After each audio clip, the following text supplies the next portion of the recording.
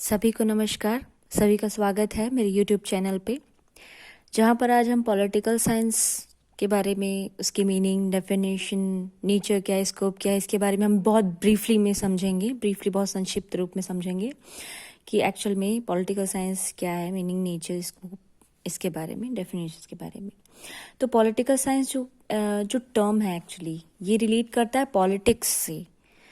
ये politics word से related है, जो कि पॉलिश शब्द से आया था, which means a city state, जिसका मतलब क्या है, एक नगर राज्य।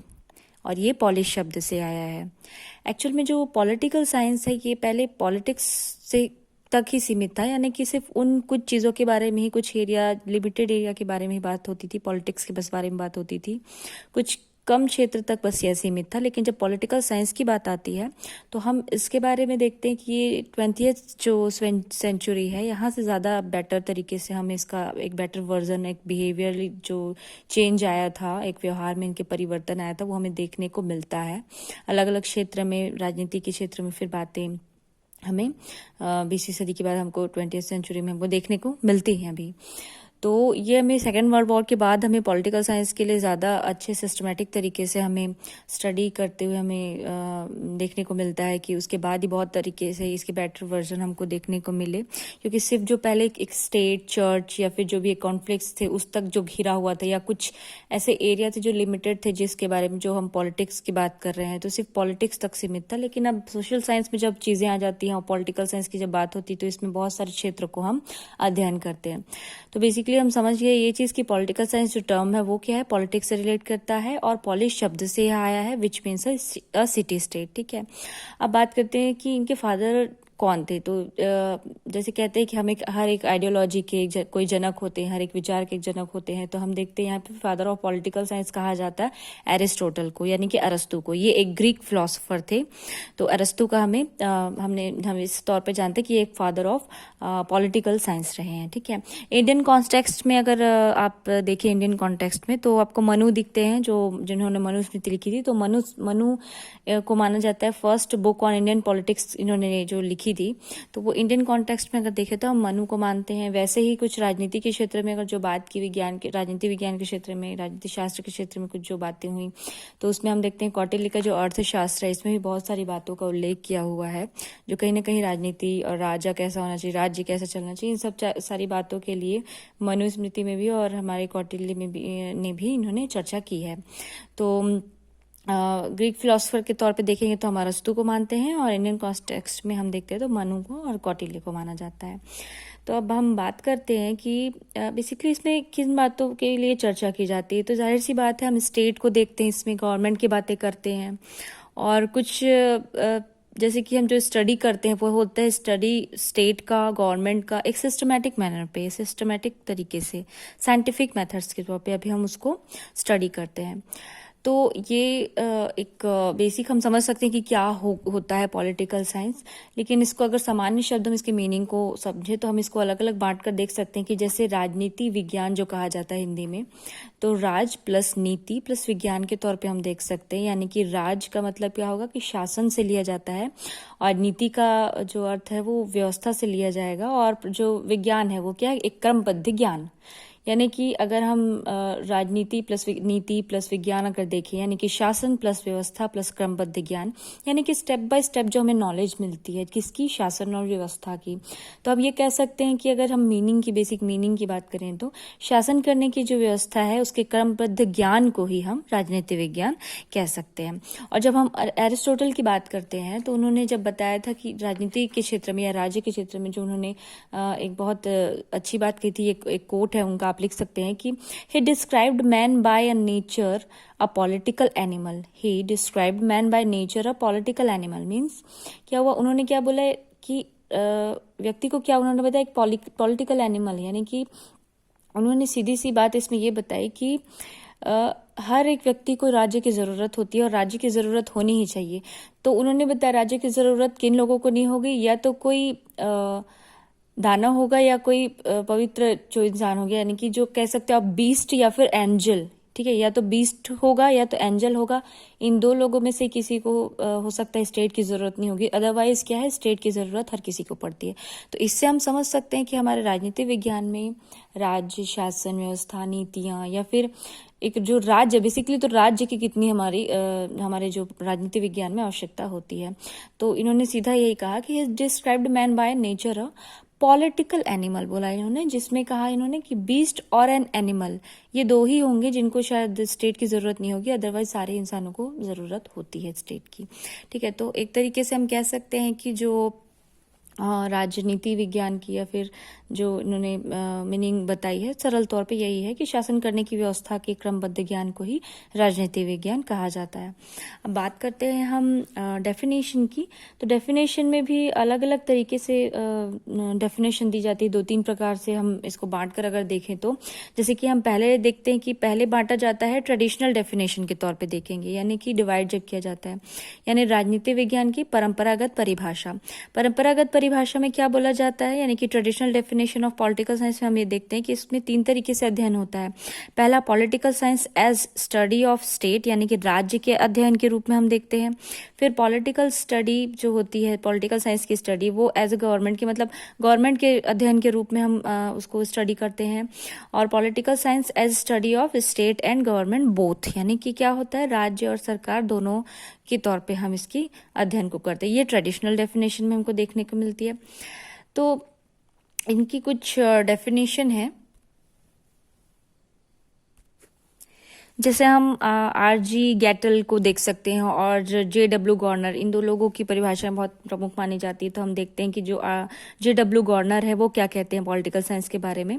तो political science begins and and with the state, इन्होंने स्पष्ट कह दिया है कि राजनीति विज्ञान का जो आरंभ है और अंत है वो राज्य से ही होता है।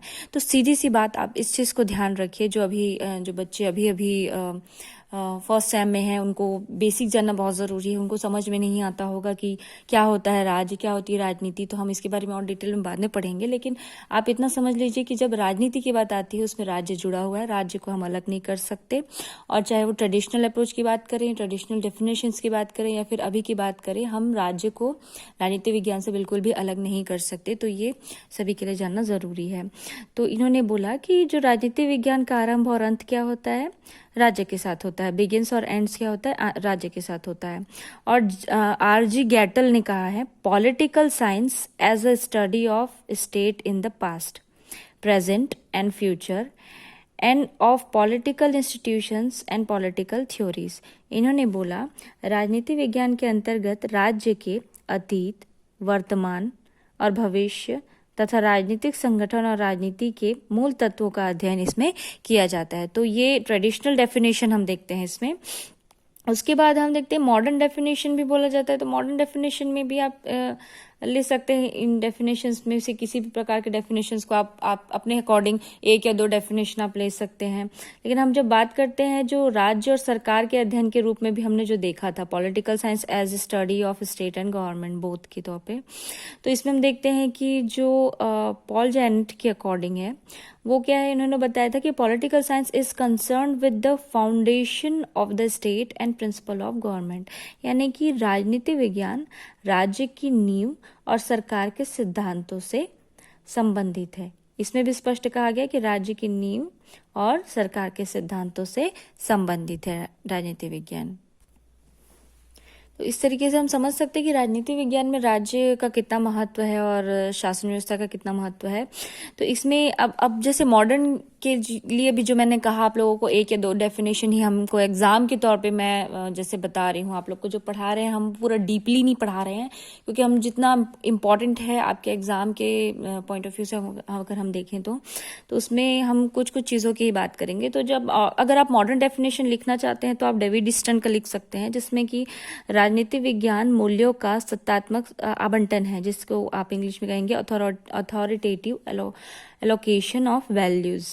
और लॉसवेल ने भी दिया था मॉडर्न जो डेफिनेशन है इसकी राजनीति विज्ञान की, वो थी कि राजनीति आकार देने का और राजनीतिक शक्तियों को साझा करने का क्या है, अध्ययन है। यानी कि politics is the study of shaping and sharing political powers. इसमें भी क्लियर लिखा हुआ है कि क्या है politics. Politics is the study of shaping and sharing political powers, जो होती हैं, जो शक्तियां होती हैं, उनके क्या कि शेपिंग का और शापिंग का काम करता है। ठीक है,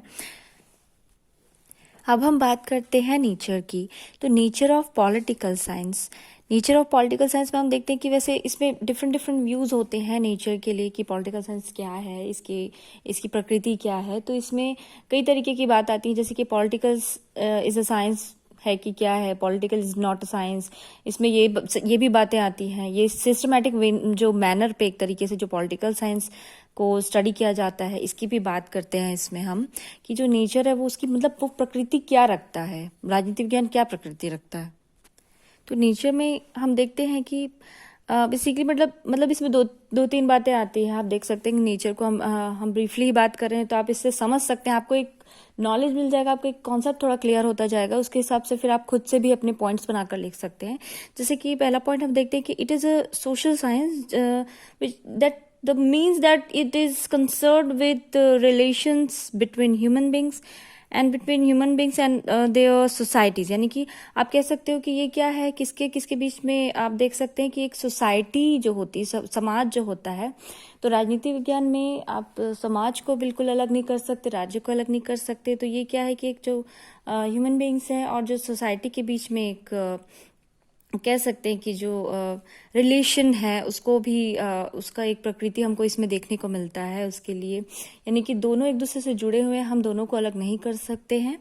और मनुष्य एक सामाजिक प्राणी है, ये तो सभी जानते हैं। और जिसलिए ये ज़रूरी भी है इसीलिए कि हम जो राज्य, राजनीति और शासन व्यवस्था, नीतियों की बात करते हैं, ये सब क्यों है, समाज को सही तरीके से चलाने के लिए, सरकार को सही तरीके से चलाने के लिए, एक व्यवस्था बनाकर रखने के लिए सोसाइटी में। तो इसीलिए तो राजनीति भी बहुत आवश्यक होती है, राजनीति का एक सही तरीके से अध्ययन बहुत आवश्यक होता है। तो ये एक पॉइंट हुआ। और दूसरा पॉइंट ये है कि इसमें ये बोला गया है कि जैसे कि politics is not only a mayor institution or governance but also a mechanism for achieving societal goals। तो इसमें क्या बोला जा रहा है कि ये सोसाइटी की कुछ गोल्स होती है, उसको भी देखा जाता है। सिर्फ ज़रूरी नहीं है कि इसमें सिर्फ इंस्टीट्यूशंस की बात करी जाए। सिर्फ जैसा होता है कि लोग सोचते हैं कि सिर्फ संस्थाओं की बात होती है राजनीति विज्ञान में, सिर्फ ऑर्गेनाइजेशंस की बात होती है, ऐसा नहीं है।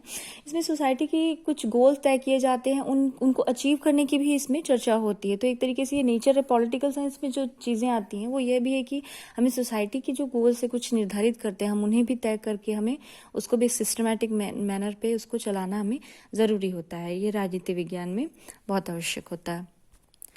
अगला पॉइंट है पॉलिटिकल साइंस इज दस study of the state in this past, present and future. यानी कि इन्होंने क्या कहा कि देखो पॉलिटिकल साइंस जो है उसमें क्या होता है कि पास्ट और जो प्रेजेंट है और जो फ्यूचर, इन सब के बारे में इसमें स्टडी होती है। ना कि सिर्फ जो पहले किया जाता था एक ट्रेडिशनल तौर पे कि सिर्फ कुछ क्षेत्र तक सीमित था, ऐसा नहीं है। हमें सोसाइटी के बहुत सारे पहलू को, बहुत सारे पक्षों को, बहुत सारे क्षेत्र को ध्यान में रख के हमारी इसकी स्टडी होती है, जिसमें पास्ट, प्रेजेंट और फ्यूचर की बात होती है।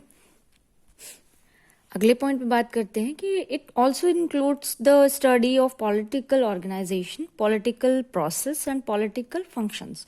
इसमें क्या होता है कि हम इसमें और भी जो स्टडी करते हैं, जिसकी जो एक नेचर है वो ये है कि इसमें हम पॉलिटिकल ऑर्गेनाइजेशंस जो होते हैं, राजनीतिक जो संगठन होते हैं, उनके बारे में भी बात करते हैं। राजनीति की जो एक प्रक्रिया होती है तो उसके बारे में भी हम, इसकी जो प्रकृति, इसकी प्रक्रिया है क्या, इसके बारे में भी क्या वो होता है, राजनीति कैसे चलती है, क्या होता है, क्या एक प्रोसेस होता है, क्या फंक्शंस होते हैं, क्या ऑर्गेनाइजेशंस होते हैं, इन सब चीज़ों के बारे में भी हम बात करते हैं इसमें। नेक्स्ट पॉइंट है it also study political institutions and political theories. इसमें क्या होता है, देखिए राजनीति विज्ञान में सिर्फ संस्थाओं की या नीतियों की ही बात नहीं होती, ऑर्गेनाइजेशंस की ही बस बात नहीं होती, या फिर किसी इंस्टीट्यूशन की ही बात नहीं होती। इसमें क्या होता है, हम थ्योरीज के बारे में भी पढ़ते हैं, और ये तो बेसिक कॉन्सेप्ट है, हमें समझना बहुत ज़रूरी, क्योंकि जब हम देख रहे हैं कि डेफिनेशंस बांटी गई है ट्रेडिशनल तौर पे, मॉडर्न तौर पे, और हम देखते हैं कि इसे अलग अलग तरीके से अध्ययन किया गया है। हम सीधे राजनीतिक जो विज्ञान की जो आज बात करते हैं, सिस्टमेटिक वे पे जो हम पढ़ते हैं स्टेप बाय स्टेप, वो पहले वैसा नहीं हुआ करता था। पहले अलग तरीके से सिर्फ कुछ सीमित क्षेत्र तक हम चर्चा करते थे, कुछ राज्य की बातें होती थी, राजा और राज्य की बातें होती थी, उन्हें क्या करना चाहिए क्या नहीं करना चाहिए इस बारे में बात होती थी। लेकिन जब हम आगे बढ़ते हैं, राजनीति विज्ञान के बारे में पढ़ते हैं, तो हमें देखते हैं कि हम जो थ्योरीज होती थी, लोगों की जो आइडियोलॉजीज थी, जो विद्वानों की जो विचार थे, उन्होंने अपने विचारों में बहुत सारी बातों को इंक्लूड किया, और इस तरीके से एक बिहेवियर जो चेंजेस हमें सेकेंड वर्ल्ड वॉर के बाद देखने को मिलता है। तब जाकर राजनीतिक विज्ञान के तौर पर हम स्टडी करना स्टार्ट किए पॉलिटिकल साइंस को। अगला पॉइंट है, इसमें हम देखते हैं कि हम कंपैरेटिव पॉलिटिक्स के बारे में भी इसमें बात करते हैं कि हम, क्योंकि मैंने जैसे जिस तरीके से बताया कि इसमें बहुत सारे क्षेत्रों को फिर शामिल किया गया, और हर क्षेत्रों में अब बात करनी शुरू हुई, अध्ययन होना शुरू हुआ, एक सिस्टमेटिक तरीके से स्टडी हुई, जिसमें कि हम देखते हैं कंपैरेटिव पॉलिटिक्स की जो हमने पहले बात की थी, पॉलिश शब्द से जो आया था, विच मीन्स क्या था, सिटी स्टेट था उस वक्त। फिर क्या हुआ, स्टेट की जब बातें हुई तो हम क्या देखते हैं कि कंपैरिजन होना शुरू हुआ, कि कंपैरेटिव पॉलिटिक्स की इसमें फिर बात होनी शुरू हुई। फिर इसमें हम देखते हैं कि पब्लिक जो पॉलिसीज होती हैं, नेशनल पॉलिटिक्स क्या होती हैं, जो जितने भी प्रकार की पॉलिटिक्स होती है, इंटरनेशनल रिलेशंस क्या होते हैं, ये सारी चीज़ें हमें पॉलिटिकल साइंस में फिर धीरे धीरे देखने को मिलती हैं। अब बात करते हैं हम स्कोप ऑफ पॉलिटिकल साइंस की। तो स्कोप ऑफ पॉलिटिकल साइंस में हम देखते हैं, पहला पॉइंट है इसमें study of state and government. तो सबसे पहली बात तो ये है कि भाई बार बार वही चीज़ें रिपीट हो रही कि भाई राज्य क्या है और गवर्नमेंट क्या होता है। जो राज्य है वो सरकार है, इन बातों का अध्ययन इसमें होता है। हमारे राजनीति विज्ञान में ये सबसे महत्वपूर्ण पॉइंट है इसका कि इसकी क्षेत्र क्या है, स्कोप क्या है। तो सबसे पहला पॉइंट हम देख सकते हैं कि study of state and government. दूसरा पॉइंट है इसमें the study of associations and institutions, यानी कि इसमें क्या होता है कि संस्थाओं के बारे में बात होती है, एसोसिएशंस के बारे में बात होती है। स्टडी किसका किया जाता है, इंस्टीट्यूशंस, एसोसिएशंस, यानी कि एसोसिएशंस में जो पीपल्स जो होते हैं, जो associations of people and organization जो भी होते हैं, इन सब चीज़ों के बारे में इसमें स्टडी की जाती है। तीसरा पॉइंट है इसमें study of national and international issues, यानी कि जैसे हम देखते हैं कि बहुत सारे ऐसे मुद्दे हैं जो सिर्फ राष्ट्रीय स्तर पे नहीं, अंतर्राष्ट्रीय स्तर पे भी जो घटित होते हैं, वो क्या होता है कि हर एक देश को भी प्रभावित करते हैं कहीं ना कहीं। चाहे आप देख सकते हैं एजुकेशन के तौर पे देख लीजिए, या फिर कुछ रोजगार के तौर पे देख लीजिए, बेसिक नीड्स जो होती है हेल्थ के लिए, या फिर कितनी सारी ऐसी नेशनल पॉलिसीज़ हैं जो बहुत सारी चीज़ों को ध्यान में रख के बनाया जाता है। और इंटरनेशनल लेवल पे और नेशनल लेवल पे, दोनों लेवल पे जो भी राजनीति में कुछ अगर घटित होता है तो वो प्रभावित करता ही करता है। तो एक तरीके से इसमें स्कोप यही है कि आप देख सकते हैं कि अब कितने वाइड लेवल पे, बड़े लेवल पे अब जो चर्चा शुरू हो गई और राजनीति विज्ञान के क्षेत्र में बहुत बड़े स्तर पे अध्ययन शुरू हो गया। तो हम देख सकते हैं एजुकेशन, बेसिक नीड्स, और जो रोजगार आदि दे रहे हैं या नहीं दे रहे हैं, इन सब बारे में जो बात होती है, इन मुद्दों पे बात होती है। जैसे बेसिक नीड्स जो होती हैं, हेल्थ केयर देते हैं या नहीं देते हैं, तो नेशनल पॉलिटिक्स कैसे होनी चाहिए, इन सब के बारे में चर्चा होने लगी। टेररिज्म जो सबसे मोस्ट इम्पॉर्टेंट टॉपिक माना जाता है, नेशनल इशू भी है ये, इंटरनेशनल लेवल पे भी बहुत महत्वपूर्ण मुद्दा है। तो इन सारी चीज़ों के बारे में पॉलिटिकल साइंस में हम स्कोप के तौर पे हम देखते हैं कि इतने बृहद स्तर पे, इतने वाइड लेवल पे हम स्कोप को देखते हैं, इसके चर्चा को देखते हैं। तो राजनीति विज्ञान स्टेप बाय स्टेप जब आगे बढ़ता गया तो हम इसमें बहुत सारे क्षेत्र को इंक्लूड करते चलते हैं, क्योंकि ये सारी चीज़ें हमारे सोसाइटी को, हमें चाहे वो नेशनल लेवल पे हो या इंटरनेशनल लेवल पे, प्रभावित करती हैं। फिर नेक्स्ट पॉइंट है, वही पॉइंट है कि study of past, present and future development of the study. क्या होता है इसमें स्कोप में, हम वही स्टडी करते हैं कि जो पास्ट में घटित हुआ, तो पास्ट में जो घटित हुआ है अतीत में, उनसे कुछ हम सीख लेते हैं, अतीत की घटनाओं से हम कुछ सीख लेते हैं। जो उस वक्त घटित हुआ उससे कुछ नई पॉलिसी अगर अभी हम बनाते हैं, कुछ नई चीज़ें हम खोजते हैं और अपनी समस्याएं जो हैं उनको सॉल्व करते हैं, तो हम प्रेजेंट में देखते हैं कि कौन सी समस्या, उसको भी देखते हैं। और हम अपने फ्यूचर के लिए भी एक विज़न बना के चलते हैं कि हमें कुछ करना है, तो हमें एक बड़ा विज़न रखना होगा। और उसके बाद हम क्या करते हैं, डेवलपमेंट की प्लानिंग करते हैं। तो ये क्या होता है कि जो स्टेट का डेवलपमेंट कैसे हो, नेशनल या इंटरनेशनल लेवल पर डेवलपमेंट कैसे हो, इन सब चीज़ों के बारे में भी, पास्ट प्रेजेंट और फ्यूचर का जो एक तरीके से विकास कैसा होना चाहिए, इन सब चीज़ों के बारे में हम राजनीति विज्ञान में के क्षेत्र में हम अध्ययन करते हैं। फिर अगला पॉइंट है जो कि बहुत इंपॉर्टेंट है कि इसमें स्कोप की जब हम बात करते हैं तो एक जो क्षेत्र बहुत इंपॉर्टेंट माना जाता है पावर, क्योंकि study of the concept of power आप अगले जो आगे बढ़ेंगे जब अगले सेमेस्टर्स में भी, तो बहुत ज़्यादा मतलब ये इंपॉर्टेंट टॉपिक है और आप इसके बारे में डिटेल में पढ़ेंगे जब आप IR पढ़ेंगे, इंटरनेशनल रिलेशंस। तो पावर क्या है, पावर की थ्योरीज होती हैं अलग अलग, तो क्या है, ये शक्ति का ही तो खेल है और शक्ति के लिए ही राजनीति एक तरीके से होती है, यह माना जाता है। लेकिन ऐसा नहीं है, राजनीति विज्ञान में बहुत सारी क्षेत्र इसमें इंक्लूड हैं, लेकिन बेसिकली पावर को मुख्य माना जाता है। तो जो एक कॉन्सेप्ट होता है पावर का, उसके लिए भी हम इसमें देखते हैं कि ये एक क्षेत्र का अध्ययन इसमें भी किया जाता है, the concept of power.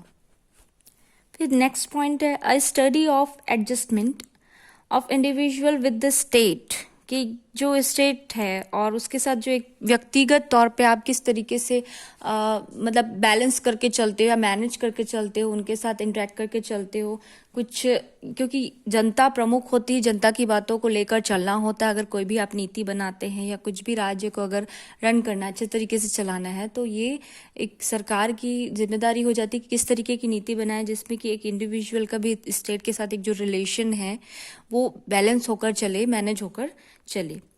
Next point है इसमें अ स्टडी ऑफ पॉलिटिकल डायनामिक्स। अब डायनामिक्स की बात करते हैं तो इसमें ये बताया जा रहा है कि जब देखिए सीधी सी बात है, चेंजेस होते रहते हैं, परिवर्तन प्रकृति का नियम है और परिवर्तन हर जगह होता है, हर क्षेत्रों में होता है। तो हम देखते हैं राजनीति के क्षेत्र में भी हमें बहुत सारे परिवर्तन देखने को मिलते हैं। तो जब हम बात करते हैं, अगर आप अभी भी किसी पॉलिटिकल साइंस की डीपली अगर आप कुछ स्टडी करते हैं तो उसके कई स्कोप आपको देखने को मिलेंगे, कई क्षेत्रों में ज्ञान आपको देखने को मिल जाएगा, कई क्षेत्रों में अभी भी काम चल रहा है। तो वैसे ही हम देखते हैं कि जो एक स्टडी ऑफ पॉलिटिकल डायनामिक्स की बात हो रही है, तो यानी कि जो परिवर्तन आते हैं जो नेशनल इंटरनेशनल लेवल पे हर क्षेत्र में होते हैं, उन परिवर्तन को हमें किस तरीके से उसे एक्सेप्ट करना है, या कुछ जो हमारे सामने समस्याएं आ रही हो उनका निराकरण कैसे करना है, निवारण कैसे करना है, इन सारी चीज़ों के बारे में हम सोचते हैं। इसमें इन सारे क्षेत्रों पे हम अध्ययन करते हैं और हम अंतिम रूप में ये कह सकते हैं कि a study of international relations, laws and organization. यानी कि जब हम स्कोप की बात करते हैं तो आप वैसे तो बहुत सारे क्षेत्र हैं, लेकिन हम एक कह सकते हैं कि जो ये लास्ट पॉइंट मैं बता रही हूँ कि a study of international relation, laws and organization, यानी कि हम इंटरनेशनल रिलेशंस के बारे में मैंने पहले भी कहा कि हम IR को नहीं छोड़ सकते, हम सिर्फ नेशनल इश्यूज तक सीमित नहीं रह सकते, हमें इंटरनेशनल लेवल पे भी यानी अंतर्राष्ट्रीय स्तर पे भी जितने भी सारी परेशानियां आ रही हैं, चाहे वो टेररिज्म से रिलेटेड हो, एजुकेशन से रिलेटेड हो, हेल्थ से रिलेटेड हो, या बहुत सारे क्षेत्र हैं, उन सब से रिलेटेड क्या है कि आज की डेट में हम सभी को सभी देश को एक दूसरे की ज़रूरत होती है, सभी प्रकार के देश को। तो जो जितने भी देश हैं सबको ज़रूरत है एक दूसरे की, ये बात सभी देश समझते हैं, सभी कंट्रीज समझती है। इसलिए ये नहीं कह सकते हम कि हम आपसे अलग हैं, हमें आपकी ज़रूरत नहीं है। तो राजनीति में यही एक डीपली अध्ययन किया गया कि क्या होता है कि इंटरनेशनल जो भी रिलेशन है उसको मैनेज करके चलना है, बैलेंस करके चलना है।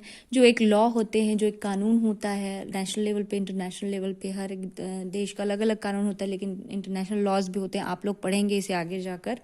और ऑर्गेनाइजेशंस क्या होते हैं, उनके काम क्या हैं, वो क्या क्या सुविधाएं प्रोवाइड करते हैं, कौन से इंस्टीट्यूशंस हैं, क्या ऑर्गेनाइजेशन है, इन सब चीज़ों के बारे में भी राजनीति विज्ञान में अध्ययन किया जाता है। तो इस तरीके से हम देख सकते हैं कि राजनीति विज्ञान बेसिकली आप देखेंगे तो ये बहुत डीपली इसको अगर हम पढ़ेंगे तो ये इतने जल्दी एक ही वीडियो में कवर नहीं हो सकता। लेकिन हाँ, आपके अगर एग्ज़ाम के पॉइंट ऑफ व्यू से देखें, क्योंकि यहाँ हम कॉन्सेप्ट को ज़्यादा क्लियर करने से बेटर हमें कॉन्सेप्ट भी क्लियर करना है, हमें थोड़ा बहुत समझना भी है, बाकी चीज़ें आपको खुद पढ़नी होंगी। क्योंकि मैंने कुछ जो बुक रिकमेंड की थी आप लोगों को, मैंने कुछ बुक्स आप लोगों को बताए हुए हैं, तो ये मेरे स्टूडेंट्स के लिए भी कह रही हूँ, बाकी जो स्टूडेंट्स सुन रहे हैं वो भी, कि उनको जो बुक्स मैंने बताए थे कि बेसिक जो राजनीति विज्ञान के, जैसे OP गावा की बुक है, ये इंग्लिश हिंदी दोनों में अवेलेबल है, आप लोग को मिल जाएंगी। और भी मैंने 1-2 बुक्स बताई हुई थी, तो आप उनसे डिटेल में पढ़ सकते हैं। लेकिन एक थोड़ा कॉन्सेप्ट थोड़ा क्लियर होना ज़रूरी कि एक्चुअल में क्या है, किन चीज़ों के बारे में हमें अध्ययन करना है, पॉलिटिकल साइंस क्या है। तो इन सब चीज़ों के बारे में हम डिटेल में एकदम नहीं पढ़ सकते, वरना खुद में यह बहुत बड़ा एक टॉपिक है। लेकिन आपको अभी जितनी ज़रूरत है उस हिसाब से मैं आपको हेल्प कर रही हूँ इसीलिए। और आपको एग्ज़ाम में इसी तरीके से लिखना है। तो आपको मैंने पहले ही बोला था कि मैं आप लोगों को कुछ तरीके बताऊंगी किस तरीके से लिखना है। अगर हम एग्ज़ाम की बात करते हैं, चाहे वो बीए हो, बीए एलएलबी वाले हों, एमए वाले हों, या जो भी हैं, इनको क्या है कि आप सबसे पहले तो आप इंट्रोडक्टरी पार्ट लिखना, क्योंकि अभी आप जब ये मैं फर्स्ट सेम वाले बच्चों के लिए कह रही हूँ जो अभी सीधा स्कूल से भी कॉलेज आए हैं, उनको पता नहीं होता है कि एग्ज़ाम का पैटर्न क्या है, लिखना कैसे, किस तरीके से किस जैसे लिखना है, ये पता नहीं होता है।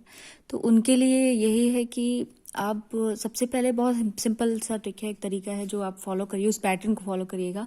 सबसे पहले आप इंट्रोडक्शन लिखेंगे, जो भी आपको क्वेश्चन मिला हुआ है, जैसे कि पूछा जाए what is political science, meaning and definition बताइए या नेचर बताइए, तो सबसे पहले आप इंट्रोडक्शन लिखेंगे। इंट्रोडक्शन में एक तरीके से आप अपना जो आंसर देने वाले हैं उसका एक थोड़ा छोटा सा रूप आप उसको संक्षिप्त तौर पे कि आप बता दीजिए कि सामने कि हाँ भाई राजनीति विज्ञान यह है। एक एक डिटेल देने की ज़रूरत नहीं है, कहाँ से आया, क्या है, थोड़ा बहुत बताइए कि हाँ ये शब्द कहाँ से आया, कब से इस बारे में स्टडी होनी शुरू हुई। थोड़ा बहुत आप इंट्रोडक्शन दे सकते हैं, लेकिन ये नहीं कि पूरा पेज ही इंट्रोडक्शन के तौर पे भर दें। कई बच्चे ऐसा भी करते हैं, बट हमको सिर्फ इंट्रोडक्शन का थोड़ा सा पार्ट लिखना है कि हम अपने आंसर में एक्चुअल में लिखना क्या चाहते हैं। जो क्वेश्चन पूछा गया उसके अकॉर्डिंग आपको अपने इंट्रोडक्शन बनाना है।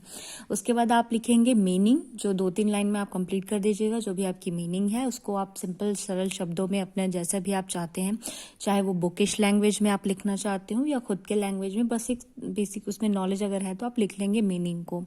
और मीनिंग के बाद फिर आप लिखेंगे डेफिनेशन। डेफिनेशन किसी भी कि जब लिखते हैं आप, कोई भी राइटर, कोई भी ऑथर की जब कोई राइटर की आप लिखते हैं डेफिनेशन, तो वहाँ पे आपको ये ध्यान रखना है कि आप कम से कम नहीं में लगभग आपको 1 से 2 डेफिनेशन, 2 तो डेफिनेशन होनी ही चाहिए, 2 या 3 डेफिनेशन आपको लिखनी है। तो आप इस तरीके से फिर लिखेंगे, यानी इंट्रोडक्शन हो गया, मीनिंग हो गया, डेफिनेशन हो गया। उसके बाद मान लीजिए अगर पूछ रहा है कि नेचर क्या है, इसका स्कोप क्या है, तो आप फिर अपने आंसर पे आ जाइएगा। यानी कि आपके हर एक आंसर के लिए मान के चलिए आपका इंट्रोडक्शन, मीनिंग और डेफिनेशन, तो ये एक पैटर्न, इसको फॉलो ही करना चाहिए आपको, क्योंकि आप इंट्रोडक्शन भी स्किप नहीं कर सकते, आप मीनिंग भी स्किप करेंगे तो कोई फायदा नहीं है। ये क्वेश्चन के अकॉर्डिंग आप बिल्कुल, आपको ये 3 चीज़ें तो आपको लिखनी है। और डेफिनेशन में 2 से 3 डेफिनेशन आपको देनी चाहिए, तो बेटर आंसर होता है और सही भी रहता है ये एक तरीका आंसर लिखने का, और अच्छे मार्क्स भी इसमें मिलते हैं बिल्कुल। तो आप इस तरीके को फॉलो करिए, ना ही आप इंट्रोडक्शन को ज़्यादा बढ़ाइए, ना ही डेफिनेशंस को ज़्यादा लंबा चौड़ा लिखिए, बस एक सबका एक संक्षिप्तीकरण तौर पे आप बिल्कुल शुरुआत में लिखिए। फिर आप मेन आंसर पे आ जाइए, जो भी आपका आंसर है, नेचर है, स्कोप है, जो भी लिखना है। इसके अलावा अगर आपके पास टाइम मिलता है, तो अगर आप अपने तरफ से चाहते हैं कि उसकी इम्पोर्टेंस या कुछ भी लिखना, इंपॉर्टेंस वगैरह, महत्व हो गया, अगर आप लिखना चाहते हैं तो लिख सकते हैं, लेकिन इसको भी ज़्यादा लेंदी ना हो, आप बिल्कुल शॉर्ट में निपटाने की, इसको शॉर्ट में इसको ख़त्म करने की कोशिश करिएगा। और उसके बाद आपको करना है कंक्लूजन। ठीक है, कंक्लूजन लिखना भी बहुत ज़रूरी है। कई बच्चे वो भी नहीं लिखते हैं, आधे में अपना आंसर छोड़ देते हैं। तो आपको जो इंट्रोडक्शन से स्टार्ट होता है वो आपका आंसर सीधा कंक्लूजन, एक जो आप हेडिंग देंगे उसका कंक्लूड करके ही आपको ख़त्म करना है। कंक्लूजन में आप सीधा सिंपल से ही बताएंगे कि राजनीति विज्ञान यह है, इससे हमें समझ में आता है कि राजनीति विज्ञान का अर्थ यह होता है और यह हमारे लिए कितना आवश्यक है। जो भी आप अपने शब्दों में, इस तरीके से एक आपको एग्जाम्पल में दे रही हूँ कि आप इस तरीके से आप लिख सकते हैं। तो इस पैटर्न को आप फॉलो करिएगा, तो ये बाकी बच्चे समझ पाते हैं जो अभी आगे और कक्षाओं में पढ़ चुके हैं, पहले से इन सब चीज़ों को जो जान रहे हैं। बाकी जो अभी के बच्चे हैं या अभी जो सीधा 12th पास होकर आए हैं, 12th पास आउट होकर आए हैं, उनके लिए थोड़ा दिक्कत हो जाता है। तो आप थोड़ा पैटर्न को, इसको समझने का कोशिश कीजिए। जब क्लासरूम में हम जब स्टडी करवाते हैं तो तब की बात अलग होती है, बट अभी कोविड का टाइम है तो हम क्लासेस लेने में थोड़ा अभी सक्षम नहीं हो पाते हैं, कोई भी टीचर हो, तो थोड़ा इसीलिए अभी आपको ये समझाया जा रहा है कि इन सारी जो चीज़ें हैं उनको आप थोड़ा ध्यान रखिए। तो ठीक है, तो आज की वीडियो में हमने यही समझा कि पॉलिटिकल साइंस क्या होता है, मीनिंग क्या होती है, उसकी नेचर क्या है, स्कोप क्या है। तो एक बेसिक हमको समझ में आ गया कि पॉलिटिकल साइंस एक्चुअल में क्या है और हमें क्या क्या पढ़ना है, ये भी आप समझ लिए होंगे, और किस तरीके से आंसर को लिखना है। तो आई होप कि आपको मेरे वीडियो से कुछ फ़ायदा मिले, और बिल्कुल आप इसे पढ़िए, समझिए, और बाकी स्टडी आपको खुद भी करनी ही होगी। सेल्फ स्टडी बहुत ज़रूरी होती है। हर चीज़ वीडियोस में आपको अवेलेबल हो जाए या सही से अवेलेबल हो जाए, ऐसा मिलता नहीं है, ऐसा हो नहीं पाता। आपको सेल्फ स्टडी नहीं छोड़नी है, आपको सेल्फ स्टडी करनी ही होगी आपको। तो ठीक है, आज की वीडियो के लिए इतना ही। अब हम नए वीडियो पे नेक्स्ट टॉपिक कोई सभी लेकर कुछ अगला नया टॉपिक लेकर हम मिलेंगे। तो आप इस वीडियो को सुनिए और देखिए, और आपको जो सही लग रहा है आप उसको करते चलिए, आप नोट्स बनाते चलिए, आप पढ़ते चलिए, क्योंकि अगर आप इसको स्किप कर देंगे, आप सोचेंगे कि लास्ट मोमेंट में हो जाएगा, तो ऐसा होता नहीं है। तो इन सारी कुछ छोटी छोटी बातों को ध्यान रखेंगे तो आपकी स्टडी अभी से कंटिन्यूसली अच्छे से रेगुलरली आप कर पाएंगे। ठीक है, तो आज के लिए इतना ही, आज के वीडियो के लिए। मिलते हैं अपने नेक्स्ट वीडियो में।